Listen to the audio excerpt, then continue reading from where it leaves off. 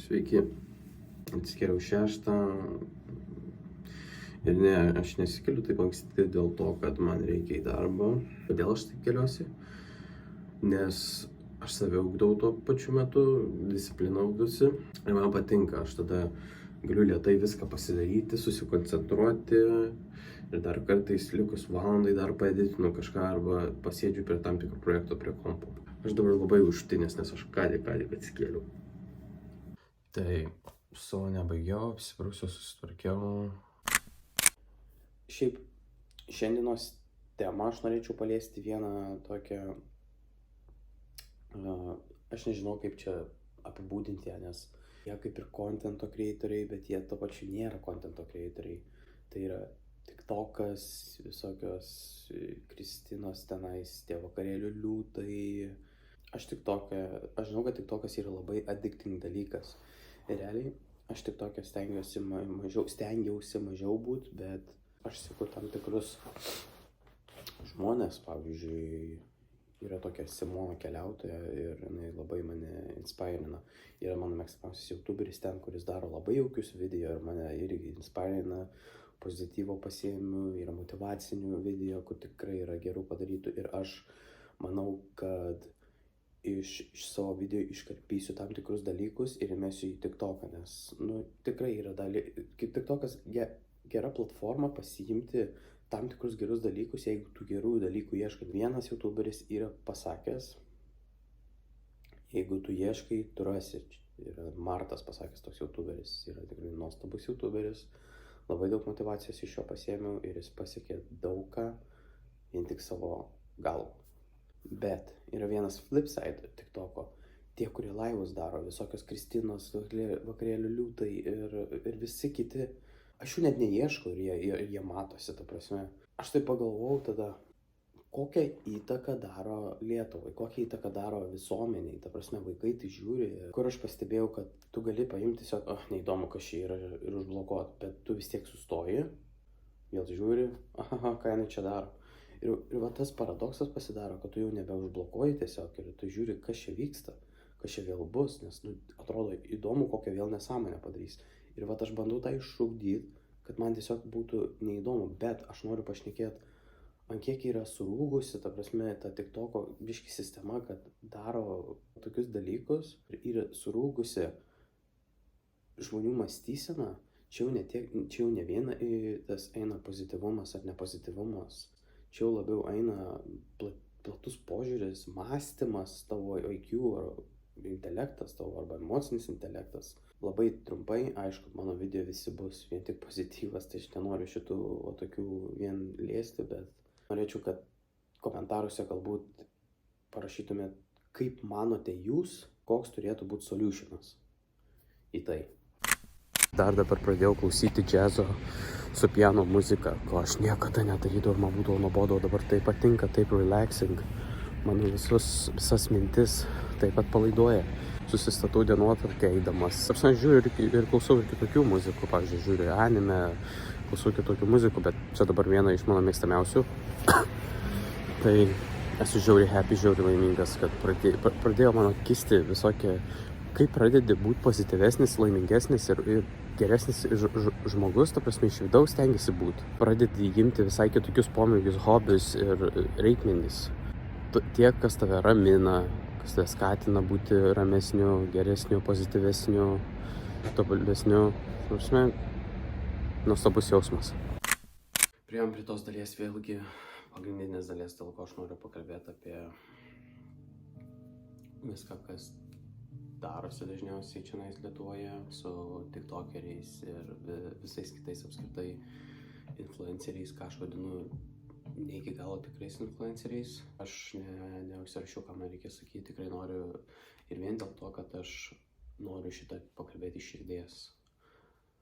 nes jeigu užsirašysiu, aš aišku geriau suformuluosiu sakinį, aš geriau išreikšiu savo mintis, bet čia aš noriu lyg atsisėdęs į auditoriją iškart pasakyti tai, ką aš manau, tai, kas mano širdėje iš tikrųjų, ką aš jaučiu. Tai, kad šiaip žiauriai darosi nesmagu žiūrėti TikTok, laivus ir visus kitus apskritai dalykus, kai aš minėjau, kad, ta prasme, pasijungi laivą, matai, kas darosi ir matai, kad kiekvienas žmogus bando kažkokią tai naudą gauti iš kito žmogaus, kurti kažkokį tai kontentą, kuris yra visiškai bullshitas, kur, tikrai kaip šiukšlė, ta prasme, paima ir elgiasi žmogus. Ir čia nekalbant, aš nenoriu įžeisti žmogaus, bet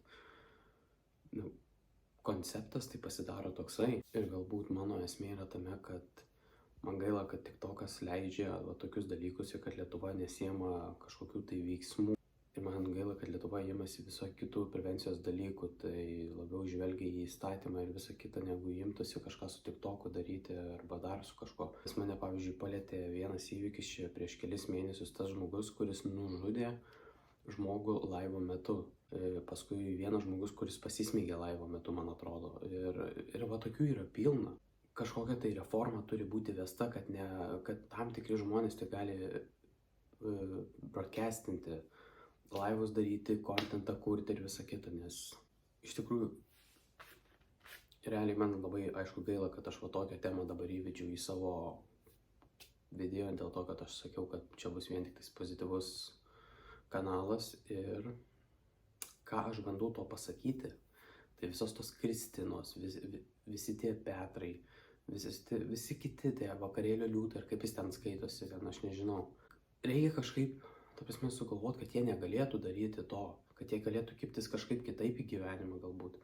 Kristina išnaudoja žmonės su tom nuomom, jai siunčia pinigų, jinai nesąmonės daro, vakarėlio liūtas taip pat. Aš nepropaguoju dabar čia kažkokio heito ir man iš tikrųjų nepatinka, kaip ir su jais elgiasi. Žmonės, kurie, pavyzdžiui, pradeda mėtyti kiaušinius, jos atakuoti jos.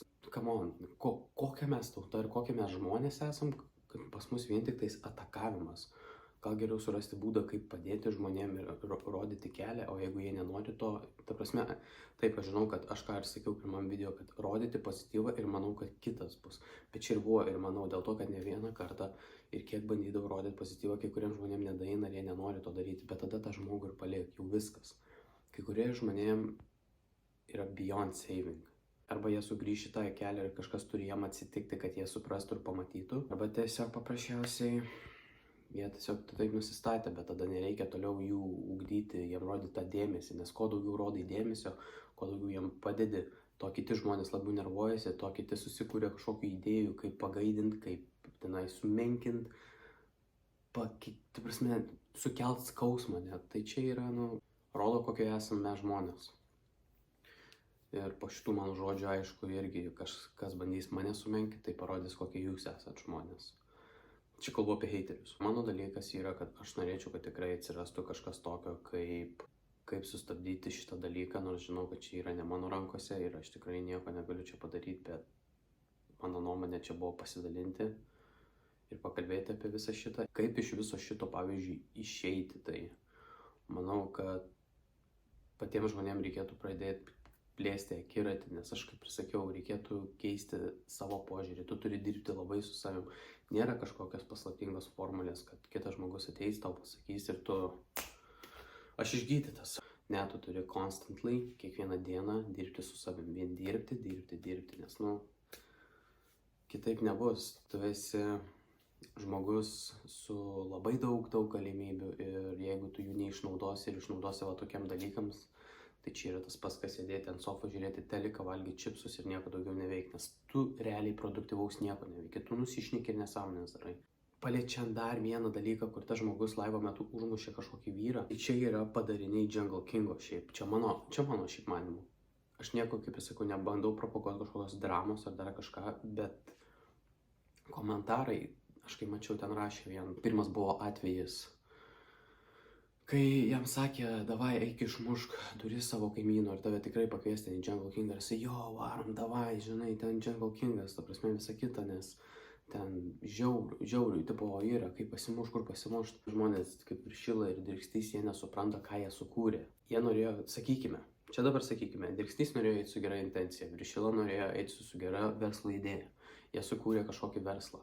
Jie padarė tai, išplėtojo tai, bet jie nesuprato, kiek jie padarė, biškį nulinko į kitą krypmę, ta prasme, kur Dirgstys išsikėlė savo ego, Viršila irgi taip pat jie dabar padebesiai skraido, tu gali bet ką pasakyti, bet kokį minusą New Jungle King organizacijos, jie sakys, davai padiskutuokim, argumentuok, nes aš žinau, kad tavo argumentas vis tiek nebus teisus. Ir pagalvojus, ar čia yra plataus požiūrio žmogus, pažiūrėk, žmogau, ta prasme, tavo organizacija yra vien keiksmažodžiai, aš taip suprantu, ta prasme, MMA, McGregoras ten kaip visa kita. Bet čia nelyginam dalykų. Mokiniai vien nori muštis. Keiktis, muštis. Jeigu nori išsiaiškinti, jie nori būtent į Jungle Kingą eiti ir visi nori tai. Ne visiems kovos yra. Mano manimu, reikėtų pasakyti Dirgčiui arba Viršilai, kad come on, mes nepropaguojam viso šito dalyko. Tokie žmonės, kurie čia, jie niekada gyvenime nedalyvau šitose organizacijose. Ir man atrodo, kur labai padarė didelę klaidą, kad pasikvietė tos žmonės, kurie buvo kaliniai arba ten dar kažkas. Nes tada pamatė, kad visokio plauko gali ten įlysti, kaip ir buvo interviu su Dirgčiu. Mes biški gangsta, mes biški anas, čia jungle, ne, seni. Mes biški gangsta, mes biški jungle, ne, Jeigu tu turi organizaciją, tu turi turėti palankės sąlygas būti maloniam. Organizacija turi plėtotis po visą Lietuvą, kaip tu nori ir tai darai etiškai. Organizacija turi turėti švarų popieriaus lapą. Tai reiškia jokių criminals, jokių keiksmažodžių, nebent tenais kažką for fun sukuri, bet aš galiu teigti, kad 50%, galbūt net daugiau lietuvių sutiktų, kad šita organizacija provokuoja labiau keiksmažodžius, neapykantą, mušimąsi. Taip aš suprantu, tie žmonės, kurie nori atiduoti savo gyvenimą, ar kurie iš tikrųjų yra nusiteikę eiti sportuoti, nusiteikę yra eiti siekti savo karjeros, jiems šitas dalykas įdomu ir jiems, ta prasme, yra gerai. Bet tie, kurie yra nenusiteikę ir jie vadinami Lietuvos marozai arba šiaip kažkokie gatviniai, eina muštis, čia yra propaguojamas jau neapykantos pliūpsnis. Čia jau yra negatyvas, kur tiesiog eini, mušies ir išsiaiškini, o adekvačiai išsiaiškinti, diplomatiškai išsiaiškinti, šiek tiek turėti platesnį akiratį negalima. Tai aš manau, kad Lietuvoje ir visur turėtų būti šiek tiek daugiau pozityvo ir meilės ir įdėti pastangų į šnekėjimąsi ir nežiūrėti tą, ką žmonės bando jums perteikti kažkaip kitaip, arba jeigu jums bando perteikti, tai taip bent pasižiūrėti kaip į profesionalų dalyką, kas galėtų išeiti ateityje, o jums kiekvienam nereikia eiti to daryti to paties. Aš manau, kad pats pagrindinis dalykas gyvenime tai visą laiką turi būti pozityvas, meilė ir geranoriškumas, nes tai tik tai ugdys ir tvirties kiekvienas žmogaus santykis su kitu žmogumi, nes tik taip mes galim sustiprėti su vienas kitu. Tik noriu pasakyti iškart, kad aš nieko prieš neturiu organizacijas šitas. Aš noriu, kad jos plėtotų taip, kaip turėtų plėtoti ir kad jiems sektųsi, jiems abiems taip, kaip turėtų sektis. Be jokių blogų intencijų ir be jokių blogų idėjų. Maksimoj nusipirkom, labai retai perkam tokį maistą kaip jinai Maksiminė ir jau pagaminta. Beje, filmuoju jau su priekinė kamera. Nežinau, ar pagrindinę dalį norėsiu perfilmuoti su savo šitą kamerą. Manau, paliksiu taip, kaip jau yra. Kai pamačiau savo pirmą video, kurį kėliau, kai pamačiau, kad žiauriai išėjo toks kaip per šilelį. Supratau, kad kuo greičiau turiu pradėti filmuoti per savo pagrindinę kamerą. Tai dabar jau antras video bus su pagrindinė kamera.